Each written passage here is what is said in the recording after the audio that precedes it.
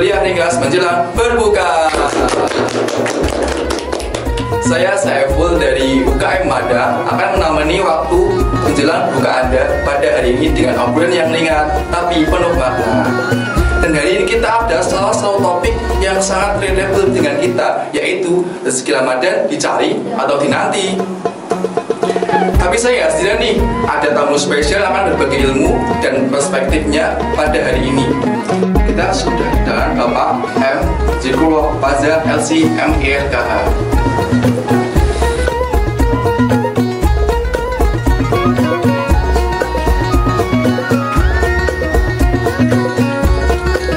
Terima kasih Pak Faza sudah hadir pada podcast hari ini.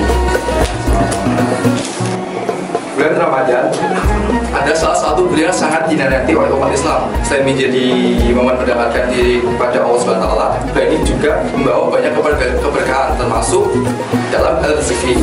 Nah, sebelum kita masuk ke ini topik Pak, menurut Bapak apa saja sih bentuk rezeki yang datang pada bulan Ramadan itu sendiri? Pertama ya, saya terima kasih sudah bisa dengan kesempatan hadir berkaitan dengan tadi yang disampaikan dari teman-teman termasuk moderator bahwa Ramadan itu bulan yang tentu orientasi di dalamnya adalah orientasi menuju kebaikan akhiratnya. Dan itulah kenapa alasan Ramadan itu mulia. Kenapa Ramadan menjadi bulan yang istimewa, karena istimewa di dalam koridor syariat atau agama. Sehingga ketika ada pertanyaan rezeki seperti apa yang perlu dicari di dalam Ramadan, ya maka kembali ke asal Ramadan itu diberikan istimewa tadi. Dalam arti rezeki yang kita cari pun juga harus orientasinya adalah orientasi akhirat. Sehingga rugi jika ada orang ketika bulan Ramadan hanya mencari keuntungan materi rezeki, atau ketika kita bicarakan seperti traffic, pembelian dan semacamnya. Ini bukan menjadi tujuan utama ketika Ramadan itu diberikan atau kita menjumpai bulan. Sehingga ada Imam Ibnu Qayyim itu mengatakan bahwa rezeki itu dibagi menjadi 4. Yang pertama, wa'adna darajatul rizki al-mal. Dia mengatakan bahwa paling dasarnya rezeki itu adalah harta. Sehingga ketika kita menganggap bahwa harta itu rezeki itu harta, berarti pemahaman kita terhadap rezeki masih tidak ada dasar. Nah, banyak orang masih bertahan pada pemahaman ini. Artinya ketika dia punya materi yang tidak cukup, ya maka dia menganggap saya tidak punya rezeki. Ketika dia kerja, ternyata keuntungannya tidak banyak, ya maka dia mengatakan ya rezeki saya sedikit. Karena dia membatasi pemahaman rezeki itu hanya sebatas. Nah, tapi para ulama mengatakan rezeki tidak hanya dibatasi dengan harta. Sehingga naik ke tingkatan yang nomor 2, yaitu wa'adul darajatul rizki sehat, itu kesehatan. Ulama mengatakan ketika orang diberi kesehatan, maka itu menjadi poin dan rezeki yang lebih utama daripada hanya sekedar harta. Artinya apa? Sehat di sini sehat yang digunakan dalam kebaikan. Khususnya kita di bulan Ramadan ketika dikatakan rezeki seperti apa? Ya rezeki sehat. Makanya ketika sehat kita bisa tarawih, bisa puasa, kemudian malam bisa sholat tahajud, bisa ada pengajian juga bisa berangkat. Nah, coba kalau bayangkan hari itu dia sakit, ya maka Ramadan tidak ada artinya karena dia hanya bisa di kasur atau mungkin yang diopnam, ya maka nggak bisa melaksanakan aktivitas yang tadi kita katakan Ramadan sebagai bulan yang ditunggu-tunggu ataupun mulia. Sehingga ketika orang diberikan kesempatan rezeki sehat, ya itulah rezeki.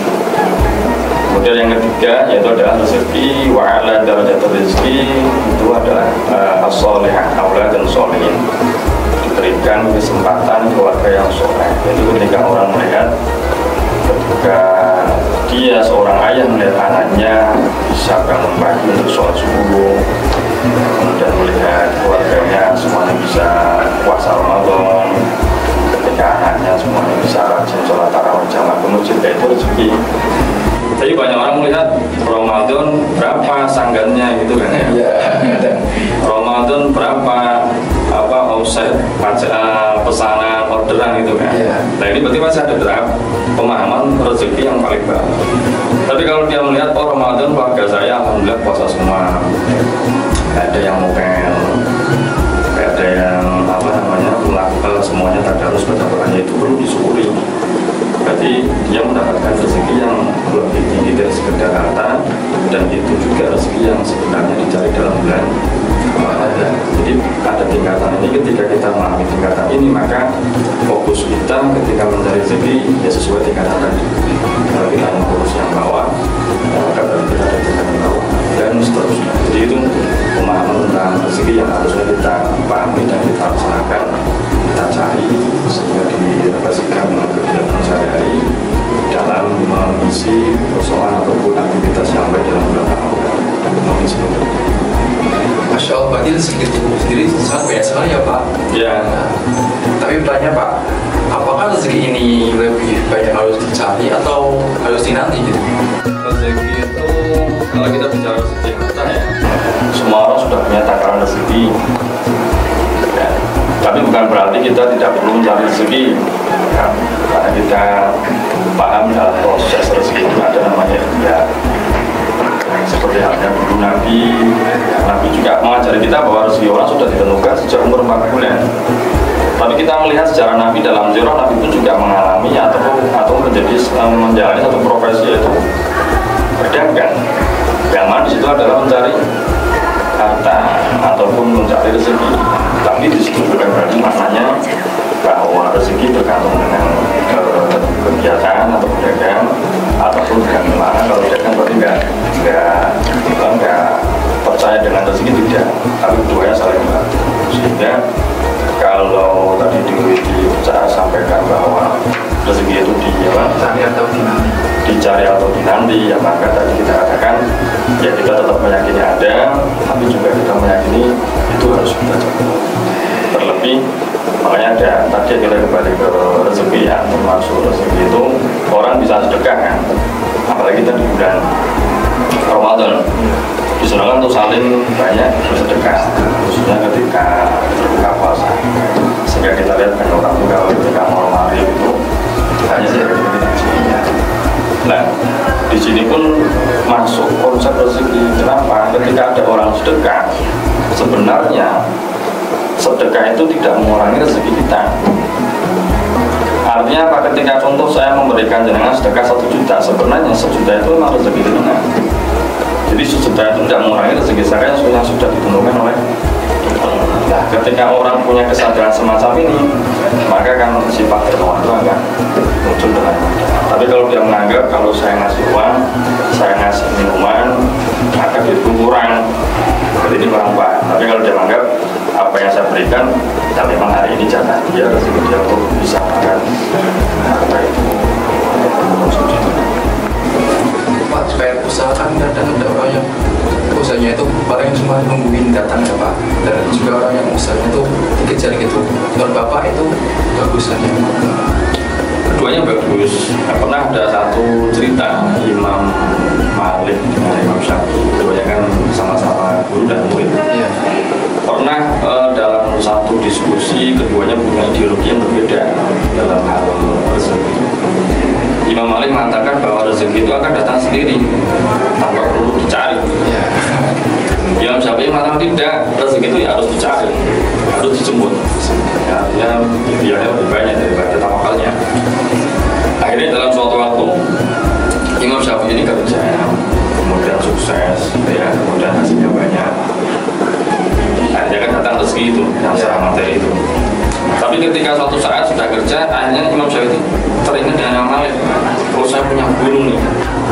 Akhirnya dari hasil keuntungan Imam Syafi'i, beliau datang ke gurunya, ya, bawa makanan, bawa apapun, datang ke Imam Malik. Ketika datang Imam Malik, dia ingin menyampaikan, Imam Malik, ini loh ideologi saya bahwa orang rezeki itu ya harus cari, harus disuruh. Makanya saya dapat keuntungan banyak. Tapi ketika Imam Syafi'i mengatakan seperti itu, Imam Malik juga mengatakan, kata siapa? Saya aja nggak kerja, kamu datang sini, kamu baru rezeki saya. Ya, artinya keduanya benar, ya, keduanya benar. Ketika dia itu memang dalam satu kondisi harus cari, kondisi lain kita dicari dengan hasil, kita harus sadari kalau sekitar harusnya seperti itu. Jadi kita saling bukanlah kawan kita menunjukkan sama mencari dia, sedangkan kita juga cukup kawan kau tengah dan ini tidak sampai kontradiksi ya tentang tapi saling punya posisi apa kita harus mengingat adanya kata ketika dia meninggal sampai sesuai hasil seperti kita berikan orang maka akan timbul rasa ada sakit maupun Masya Allah sekali ya Pak, banyak sekali pelajaran yang tadi Bapak berikan kepada kita hari ini. Intinya berarti rezeki itu kita harus cari dengan usaha dan tahu juga ya Pak. ya. Terima kasih pada Bapak Fajar atas waktunya dan ilmunya yang sangat luar biasa, semoga bermanfaat ya Pak. Nah, sahabat podcast, tidak terasa kita sudah di ujung episode kali ini. Semoga Ramadan kali ini membawa banyak rezeki dan keberkahan untuk kita semua. Selamat menaikkan ibadah puasa. Semoga Allah Subhanahu wa Ta'ala selalu memberikan kita kekuatan dan kelancaran dalam menjalankannya. Dan tentunya jangan lupa terus ikuti podcast Kurma. Sampai jumpa di episode berikutnya. Wassalamualaikum warahmatullahi wabarakatuh. Waalaikumsalam warahmatullahi wabarakatuh.